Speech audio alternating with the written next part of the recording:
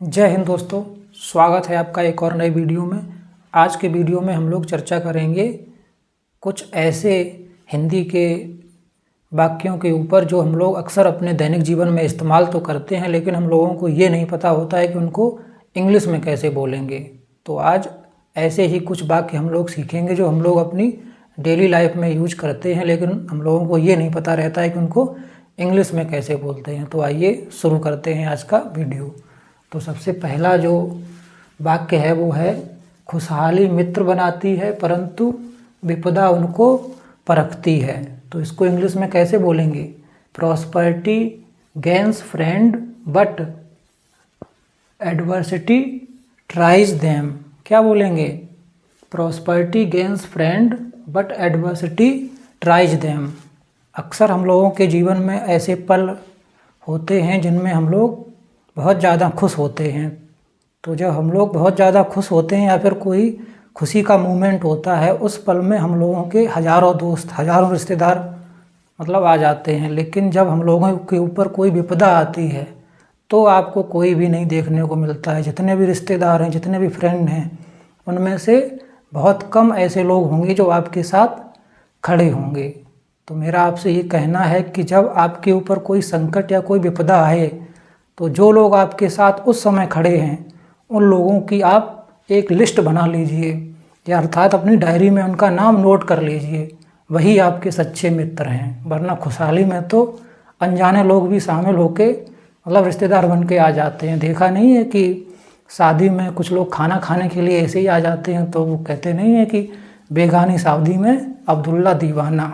तो हमेशा जब भी आपको अपने दोस्तों की पहचान करनी है तो दोस्तों की पहचान अपने संकट के समय में करिए। तो उसी के ऊपर ये सेंटेंस है, खुशहाली मित्र बनाती है परंतु विपदा उनको परखती है। तो इसे इंग्लिश में कैसे बोलेंगे?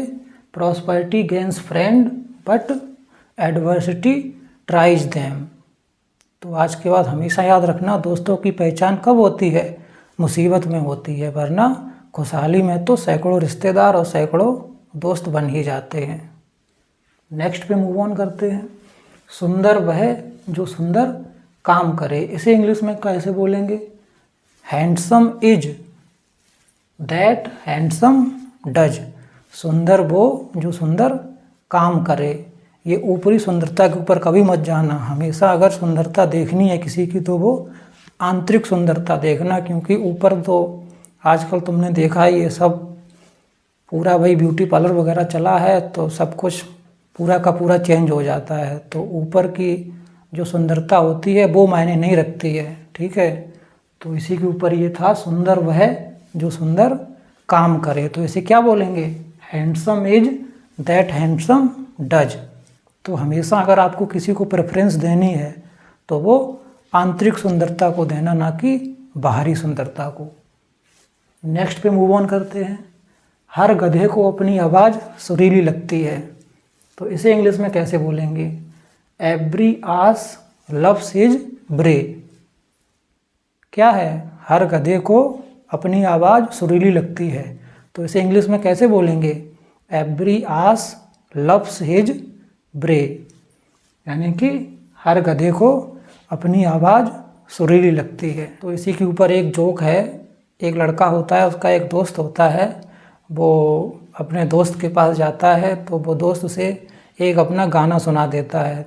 तो वो जो उसका दोस्त होता है वो सीधा आईसीयू में पहुंच जाता है। तो जब उसके जो अन्य दोस्त और रिश्तेदार आते हैं, उससे पूछते हैं कि भाई ऐसा क्या हुआ जो तुम सीधे आईसीयू में पहुंच गए, तुम तो उससे मिलने गए थे। तो वो कहता था कि मैंने उसका गाना सुन लिया इसलिए आईसीयू में पहुँच गया। तो ऐसे भी लोग होते हैं जो आपको सीधा आईसीयू में पहुँचा देंगे अपने गाने के माध्यम से। तो इसीलिए कहा गया है कि हर गधे को अपनी आवाज़ सुरीली लगती है। लेकिन वो जो उसका दोस्त है वो हमेशा यही मानता था कि यार मैं तो बहुत अच्छा गाता हूँ। तो यही है, हर गधे को अपनी आवाज़ सुरीली लगती है। एवरी आस लव्स हिज ब्रे। नेक्स्ट पे मूव ऑन करते हैं। अधिक आना जाना इज्जत खो देता है। इसको इंग्लिश में कैसे बोलेंगे? Familiarity breeds contempt. क्या बोलेंगे? Familiarity breeds contempt. अधिक आना जाना इज्जत खो देता है। सीधी सी बात है, आप कहीं लगातार जाके रह जाओगे, तो इंसान भी परेशान हो जाता है ना, कहता है कि ये तो आके ही रह गया। पहली बार में इज्जत थोड़ी ज़्यादा मिलेगी, दूसरी बार में थोड़ी कम, तीसरी बार में और कम, चौथी बार में फिर ऐसे ही सिलसिला चलता चला जाएगा। फिर आपको एक समय ऐसा आएगा कि आपको कोई इज्जत देगा ही नहीं। नेक्स्ट पे मूव ऑन करते हैं।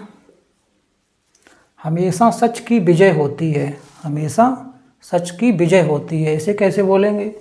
ट्रुथ ऑलवेज विंस, या फिर इसे ऐसे भी कह सकते हैं कि सत्य हमेशा जीतता है, या सत्य की हमेशा जीत होती है।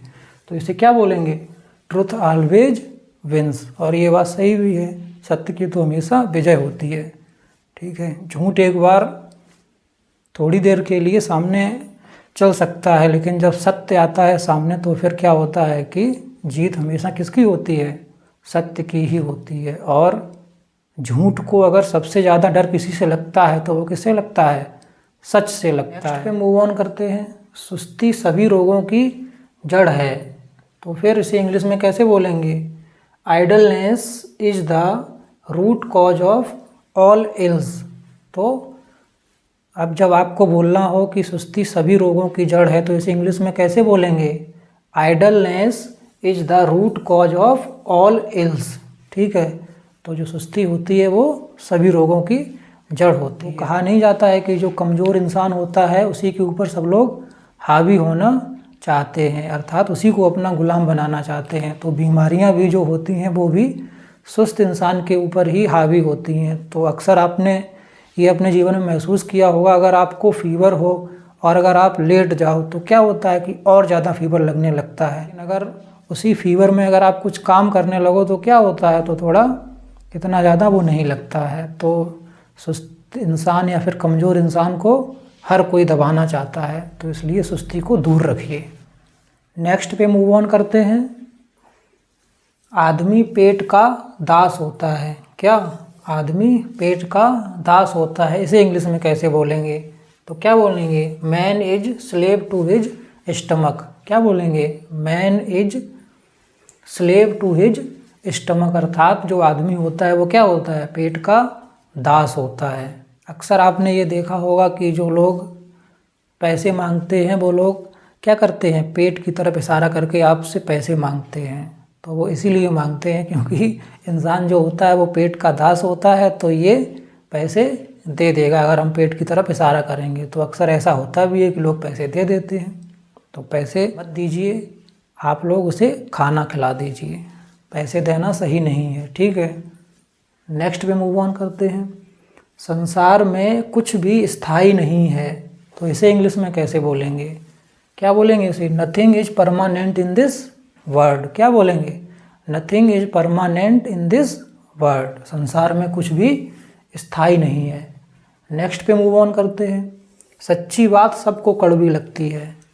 सच्ची बात सबको कड़वी लगती है, इसे इंग्लिश में कैसे बोलेंगे? तो क्या बोलेंगे? ट्रुथ इज बिटर, अर्थात सत्य कड़वा होता है, ऐसे भी कह सकते हैं। तो जब भी अब आपको बोलना हो कि सच्ची बात सबको कड़वी लगती है तो आप क्या बोलेंगे? Truth is bitter. हालांकि बहुत सारे लोग कहते हैं कि मुझे सच बताओ, सच बताओ, सच क्या है, सच बताओ, और अगर उन्हें सच बता दो तो पता चले कि वो लोग बोलना ही बंद कर दें। तो सच जो होता है कड़वा होता है, लेकिन अगर सच अगर किसी को बोल दो तो वो उसके लिए ही अच्छा होता है। किसी को धोखे में रखने से अच्छा है कि उसे सच बता दो। अगर दोस्ती आपकी सच्ची होगी तो रह जाएगी, नहीं होगी तो टूट जाएगी, दोनों में आप ही का फ़ायदा है। तो आप ज़्यादातर सच बोलिए, किसी को धोखे में मत रखिए। नेक्स्ट पे मूव ऑन करते हैं। पांचों उंगलियां बराबर नहीं होती हैं, तो इसे इंग्लिश में कैसे बोलेंगे? All are not alike. तो जब भी आपको अब बोलना हो कि पांचों उंगलियां बराबर नहीं होती हैं तो आप इसे इंग्लिश में कैसे बोलेंगे? All are not alike.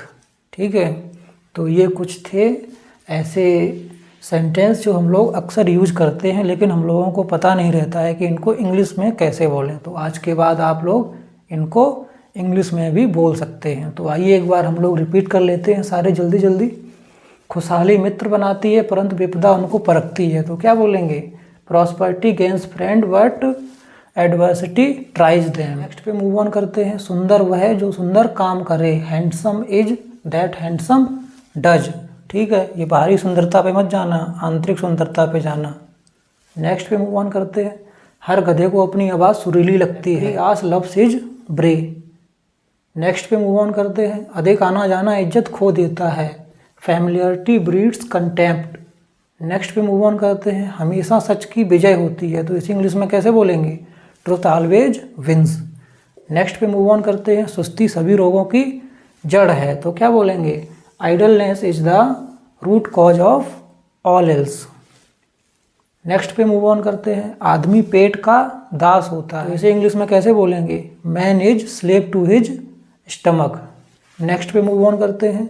संसार में कुछ भी स्थायी नहीं होता है, तो इसे इंग्लिश में कैसे बोलेंगे? Nothing is permanent in this world.